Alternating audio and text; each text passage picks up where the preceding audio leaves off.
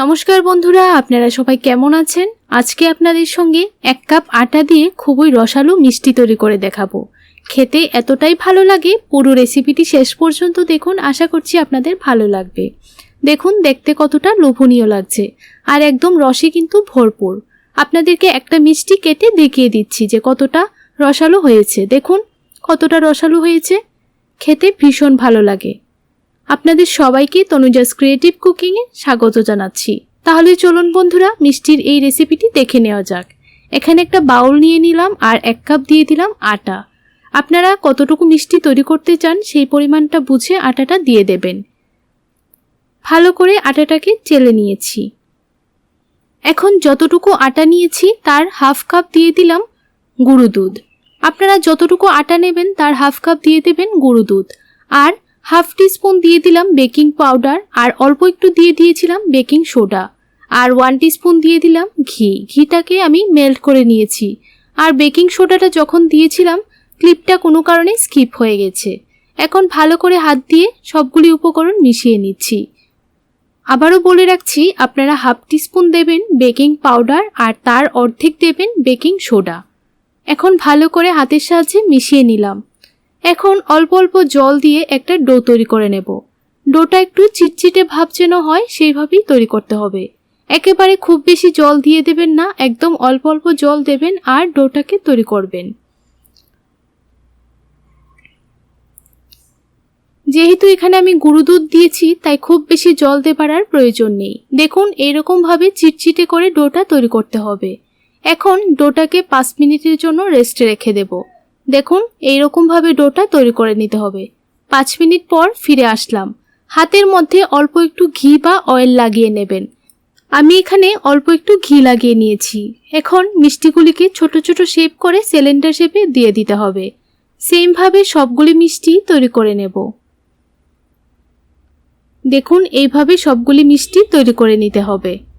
একটা প্লেটের মধ্যে সবগুলি মিষ্টি তৈরি করে নিয়ে নিলাম। এখন আগে থেকেই চুলার মধ্যে একটা কড়াই বসিয়ে তেল গরম হবার জন্য বসিয়ে রেখে দিয়েছিলাম। তেলটা ভালোভাবে গরম হয়ে গেছে। এখন ফ্লেমটাকে মিডিয়াম টু লোতে রেখে সবগুলি মিষ্টি দিয়ে দিচ্ছি। দেখুন সবগুলি মিষ্টি দিয়ে দিলাম।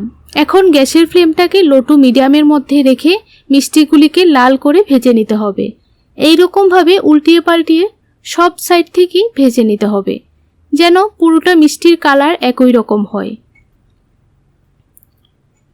4 থেকে 5 মিনিট সময় নিয়ে মিষ্টিগুলিকে লাল কালার করে ভেজে নিতে হবে। যখনই এরকম কালার চলে আসবে তখনই নামিয়ে নিতে হবে। আপনারা চাইলে বা হালকা একটু কম লাল করেও নামিয়ে নিতে পারেন। দেখুন এখন মিষ্টিগুলি নামিয়ে নিচ্ছি। এখন মিষ্টিগুলিকে একটু সময় ঠান্ডা করে নিতে হবে। এখন চুলায় একটা কড়াই বসিয়ে 1 কাপ দিয়ে দিলাম চিনি। তার অর্ধেক দিয়ে দিচ্ছি জল। যতটুকু চিনি দেবেন তার অর্ধেক পরিমাণ দিয়ে দেবেন জল। আর অল্প একটু দিয়ে দিলাম গরম মশলার গুঁড়ো। ভালোভাবে নাড়াচাড়া করে চিনিটাকে মেল্ট করে নিতে হবে। প্রায় 3 থেকে 4 মিনিট সময় নিয়ে চিনিটাকে একটু জাল করে নিয়েছি। এখন ভেজে রাখা মিষ্টিগুলি দিয়ে দিচ্ছি। মিষ্টিগুলিও কিন্তু ভালোভাবে ঠান্ডা হয়ে গেছে। এই পর্যায়ে সবগুলি মিষ্টি দিয়ে দিতে হবে।